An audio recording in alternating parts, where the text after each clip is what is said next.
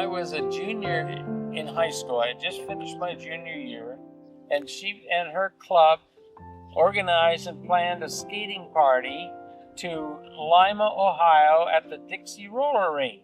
We skated for some time, not real long, and I noticed this nice-looking young lady scooting around the rink, but she didn't skate well. So another friend and I, Morris Shepherd, asked if we could skate with her and what they called a trio skate. All right, so I continued to skate with this charming young lady, and we found out her name was Jane Schultz. A friend of mine was Morris Shepherd, and we had a couple of skates around the rink, and all of a sudden I noticed, because Jeannie said, "That's my sister," going around on the other side, and I noticed that she was one good-looking gal. So then I ran around and caught up with Alice and asked her if I could skate with her, and we skated the rest of the night together. And at the end of the evening, I asked her if she was thirsty, and she said she was. And so we went over to the concession stand, and I bought her a Coke or a Pepsi. I don't remember which it was. And I said, "I hope this isn't the last Pepsi I ever buy for you." And that then ended the evening. But Hello, I am Brittany. I was Grandpa's favorite granddaughter until Maddie was born. And then I became his favorite oldest granddaughter. I didn't mind sharing because there was another girl in the family. I was very happy. So I had something written, but then everyone said it all. So instead, I'm going to read some other stuff that people just handed me. I'd like to tell a short story about how Grandma and Grandpa met. She's told this story a lot of times this week. It's really special. Dad met Mom at Lima roller rink. He was 16 and she was 18. They skated. First he skated with Aunt Janie. Didn't know that detail. This could have gone a lot differently. It says, I'm not making this up, it says, "I guess there weren't any sparks." So then he saw Mom. He asked her on the moonlight skate, and they skated around and around and held hands. And then he bought her a Pepsi, and he said, "I hope this isn't the last Pepsi I ever buy you." So 65 years later, and then these are some words that Grandma wrote down this week. Grandma remembers that Bill was a wonderful photographer. He was a faithful husband, a very hard worker. He loved his family. He loved the Lord. She tells the story of when she was in the hospital laboring with my dad, my Joe, their first child. She had been in labor for a very long time, and he slept on the floor next to her bed, which was concrete. Of course, he loved genealogy. He was a wonderful gardener. He would help her tend the garden. He would plant and help her can everything and freeze all of their produce. And she even went and bought a pressure canner so they could get more done. He always bought her pretty clothes. You see in the slideshow, all of her outfits he picked out. The flashier, the better. And just this last April, he threw a beautiful surprise birthday party for her. And I think that might be the last time our whole family was gathered. And that was a really special day. Okay. So just a few of my favorite memories. Yes, of course he was a great cook. Everyone talked about that. And we all loved his food. So I'll tell a story of when things didn't maybe go so well. And Ryan and I were little kids, and we were spending the evening at his house, and he served sauerkraut. And at that day, in those days, he was still you have to try everything on your plate kind of guy. Well, after that night, he didn't do that anymore. Ryan threw up all over the table. I still hate California. Yeah, he was always trying to teach us things. Always teaching. One of my earliest memories is when I was just a little girl. He taught me how to get dust out of your eye. It works like a charm. If you want to know, I'll tell you afterwards. He taught me how to make homemade butter. When I was in elementary school, he came to my class as a special teacher and taught us, my whole class, about his trip to Alaska. And I was so proud to have my grandpa there. And I still think Alaska is the most magical place, and you better take me there one day.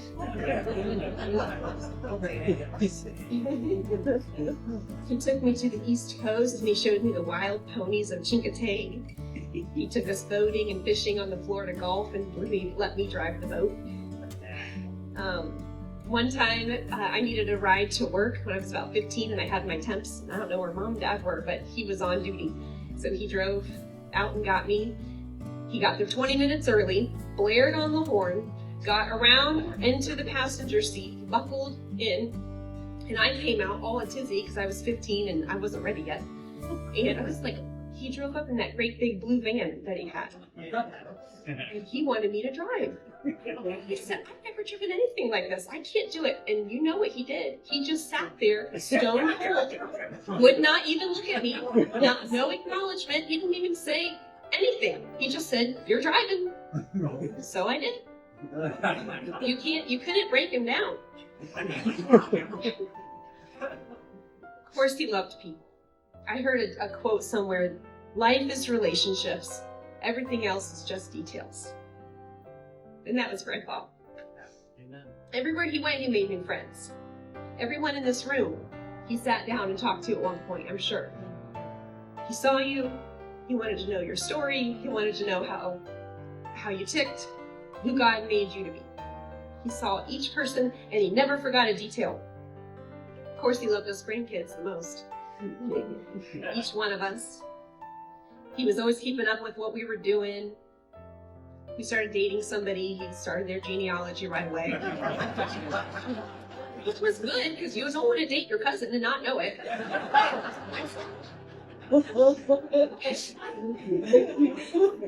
When I was in middle school, I thought I wanted to be a judge. I went through a little phase, so I thought that was a thing. And so he set me up with a day of shadowing at a law firm, and I thought that was pretty cool. Me and Grandma went down there. Remember that, Grandma? And I spent the whole day with lawyers, and it was really fun. And then I left that day, and I knew I would never go to law school. But I wouldn't have known that if he hadn't set that up for me. Could have wasted a lot of time. You know, they were with us whenever, whatever was happening, they were always there. And I think I took it for granted. But now, you know, we have kids of our own, and we know it's not about the event. It's about the person. He saw to it that our families always got together, were loud and fun and musical and goofy, and we got a little too noisy to go out in public. So he built a great big room on the back of the house for us, and we filled it up with memories. It's a beautiful place. So I want to finish with my own top 10 list, but it'll be real quick. Advice that I think Grandpa would give. A couple of these are direct ones. Number 1, never stop learning. Number 2, try everything at least once, except sauerkraut. Number 3, take adventures often. Number 4, care about where you came from. Number 5, listen to people. Number 6, love God with all your heart. Number 7, love your family to the end. Number 8, if your pants won't stay up, wear suspenders. Number 9 is a direct quote. If you can't get it on Amazon or Costco, you don't need it. Number 10 is that quote. Ladies and gentlemen, take my advice, hold down your pants and slide on the ice.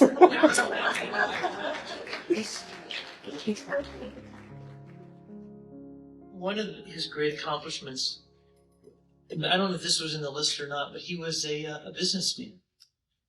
When Sarah and I were in high school, he wanted to find a way for us to be in Christian school, Worthington Christian.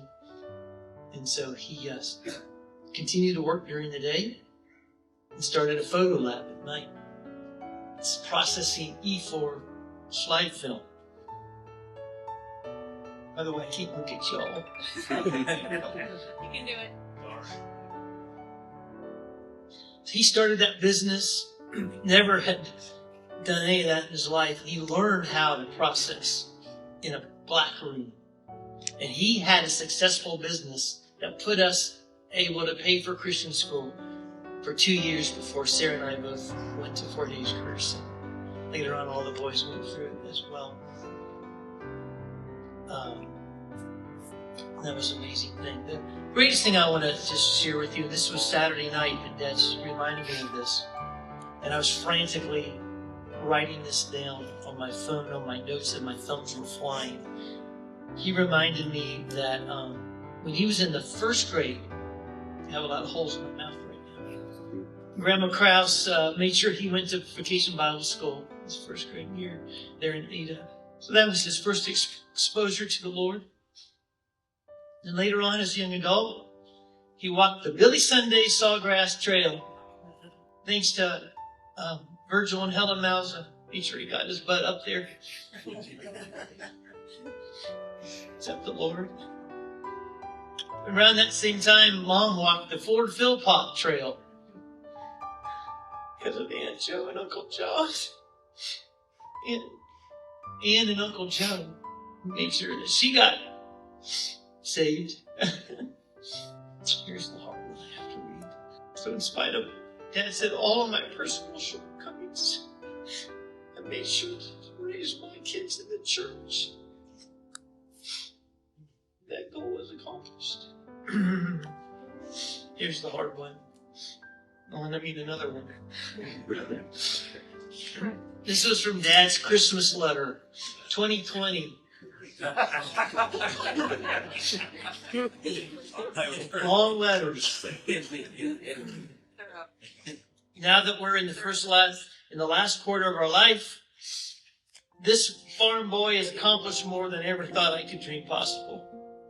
Good education, learned to fly, traveled to all but 2 states and 4 foreign countries. Alice by my side, helping and encouraging me all along. I'm so blessed to have 4 children and 3 and their families, all loving and serving the Lord. There's a time when your father goes from being your dad to being your dad and your friend. And I can still remember that day. And just those phone calls, time with him. You know, he wasn't the easiest man to live with, okay? But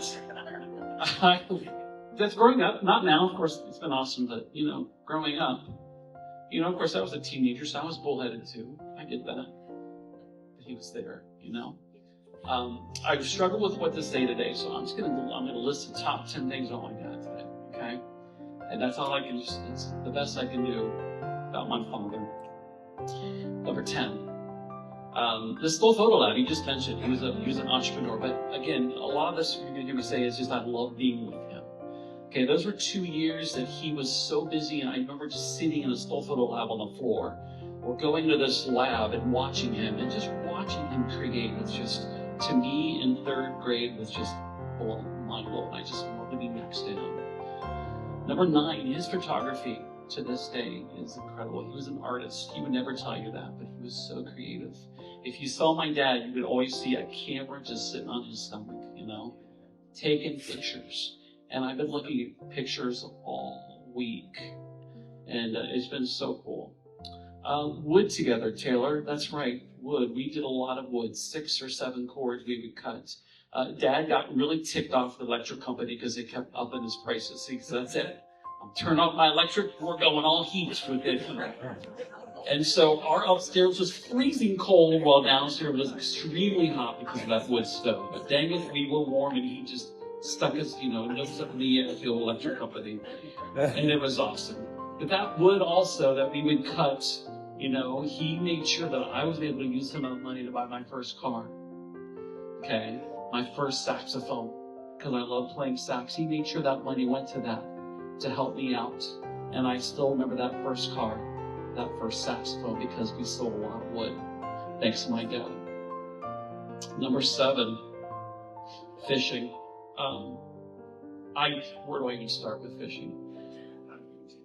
We have so many memories of fishing with my father. And he could catch anything, okay? I've tried fishing by myself, and I'm terrible at it, okay? But when I was with my dad, I was an amazing guy at fishing. I could catch anything. Because he just had this knack. And I could just sit in the boat with my father all day long. Just sit with him. Number 6, his advice. He gave me some cruel advice, you know? Growing up, that's funny because the 2 things that I remember from his advice was, Phil, find what you love to do and stick with it. That was one of the things he told me. Find your passion, Phil, and stick with that. Because I know he struggled, especially with Worthington schools. He loved the kids, but it was hard. There were some hard times there and he was stressed. I remember him coming home stressed. But the most relaxed I saw my father was when he was in a fishing boat. That's when I saw my dad, just chilling. And that was his awesome advice to me. His other advice to me was, Phil, every 5 years you should change up what you're doing, whether it's a new job or change where you are, or just maybe buy something different, do something. Every 5 years change. Those are the 2 things I don't know that just, to me, just kind of rings in my ears to this day. His stories, my dad's stories were amazing. He has an amazing story, He lost his dad when he was 6. Grandma Krause married the mailman, I guess, a few months later. And, I get it. They knew each other for a long time. Grandpa Krause, he was amazing. His passion was to be a farmer, But you know what? God closed that door in the end being in education. He worked his way, He met his amazing best friend, his wife, my mom, and their marriage was just incredible to me. Another thing is my mom and my dad, they were there for everything for us. Okay, even when our kids were born, my mom and dad were at the hospital. Every concert, every sport, even our kids, they never missed a kid's birthday, a grandkid's birthday. They were there, and he had his camera right there. And I just love that about them. Number 3, that was 4. Number 3 is this. I'm almost done, yes. He was so interested in what I was doing. He was interested in our kids. He was always asking how the kids were doing, how my granddaughter, how's Paula doing? Phil, what's going on in your class? What are you doing new? What's different? Tell me something new about it. So he's always passionately interested in our families, and what we were doing, and we just had great conversations over that, and I just love that about him. Number 2 was vacations. I can't tell you about our vacations. We had so many, and we have pictures galore. Vacations of camping in good old Whispering Hills with our kids. The Stolls, we were in a tent. Of course, Mom and Dad were in their camper. Taking us to Florida when our kids were young. Paul and I, when I graduated from college, they took us down to Missouri, and we and down in Florida. We always had amazing vacations. And even growing up, vacations were amazing because we always had somebody, a friends, Alita Keys, or was the Holzers, or Dan Peterson. Someone was always with us on vacation. And even when we go to visit Grandma and Grandpa Krause, Taylor Smith and Joyce and their family would come and hang out. Someone was always with us. And that was always special for me. And I'm on the last one. And this one speaks the most to me. His love for Mom was incredible. I can remember as a kid being home, and every day that phone would ring around lunchtime. Guess who it was? My dad calling Mom, checking in. And to me, that spoke huge to me, and I remember thinking, I want to have that kind of marriage someday. And I've been blessed to be married to my best friend for 34 years, my wonderful wife, and that marriage, his love for her spoke so much to me. Thank you.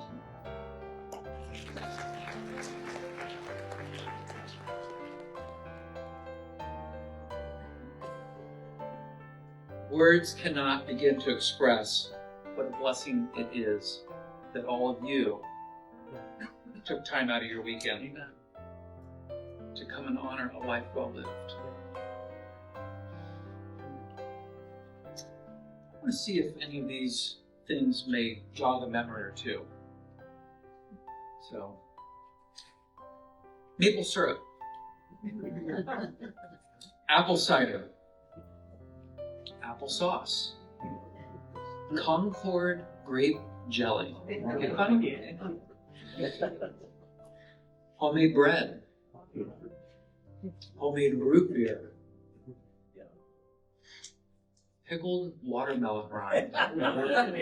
Any takers on that one? Gross. Corn cob jelly. Anybody? He liked to experiment. Yeah. These were the things that my dad used. His knowledge, his skills, his interests, and he would make connections with people. He used it in a way to show love and to bless others. Our dinner table was always a hub for practicing biblical hospitality. I thought it would be interesting to do an experiment, but I was told maybe that wouldn't be the best thing to maybe go around the room and have people show of hands if at any point in time you may have shared a meal at our home or been a recipient of some maple syrup or something like that. But by the nods and I think there's a lot of us here in this room who were blessed by my mom and dad around our dinner table. And through this, they had a far-reaching impact. And they showed love. They showed their love for Jesus by loving others and inviting them into our home. Together, my parents lived out Romans 12, 9 through 13. This is one of the ways that I know that his love for Jesus was authentic. He built relationships. He blessed others by showing hospitality. Taking friends out fishing and even taking friends on vacation.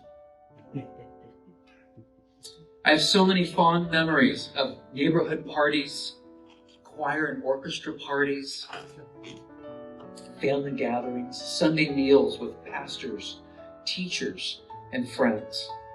My dad engaged our dinner guests in interesting conversations. He had extensive knowledge about particular interests and loved to share. Or perhaps sometimes he may have even bored a few folks with his love of genealogy.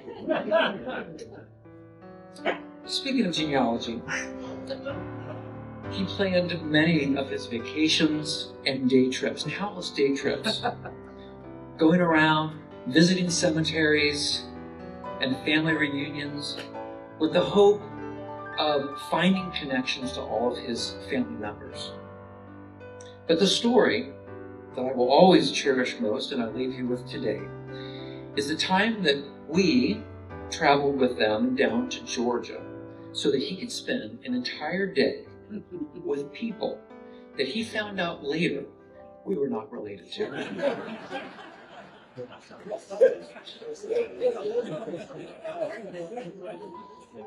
Dad, I love you, I miss you so much, and look forward to the day when we will all be together again and will share a meal in glory. Thank you.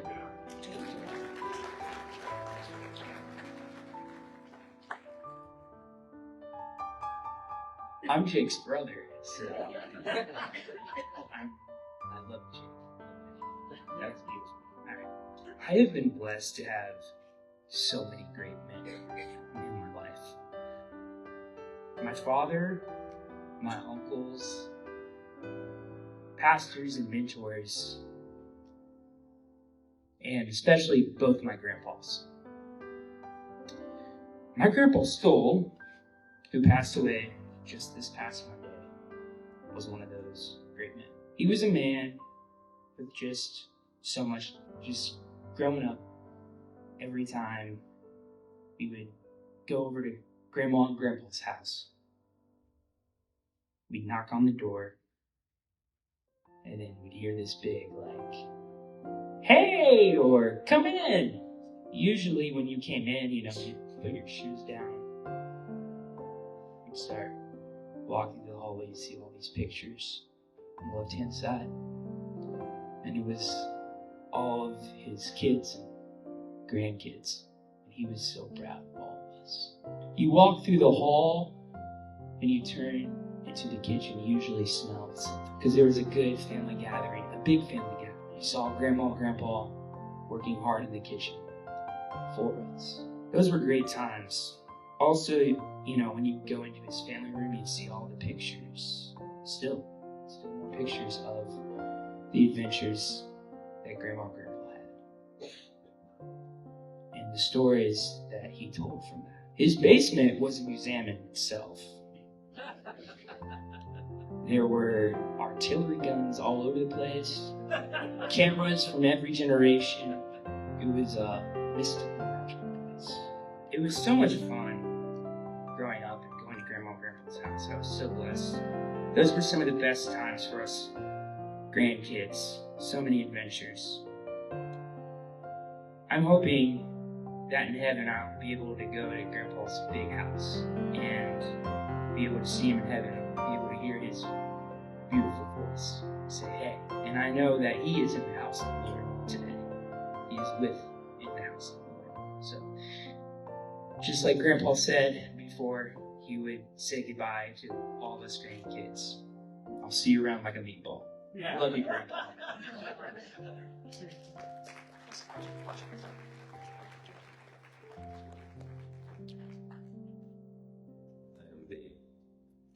Grandson.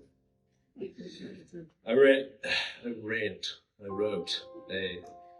quite a plethora of words. I'm going to try to keep it a little bit shorter just because I have something else planned.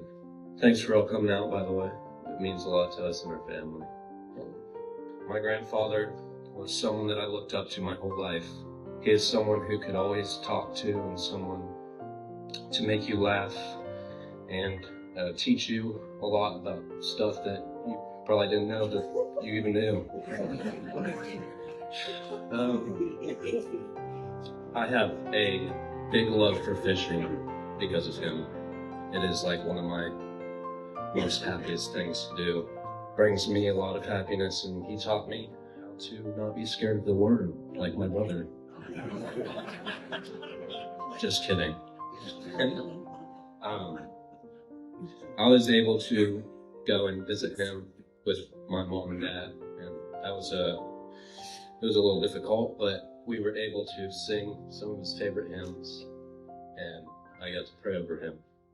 And I told him that next time I came in, that I would bring my piano and I'd play. But I'm gonna do that now.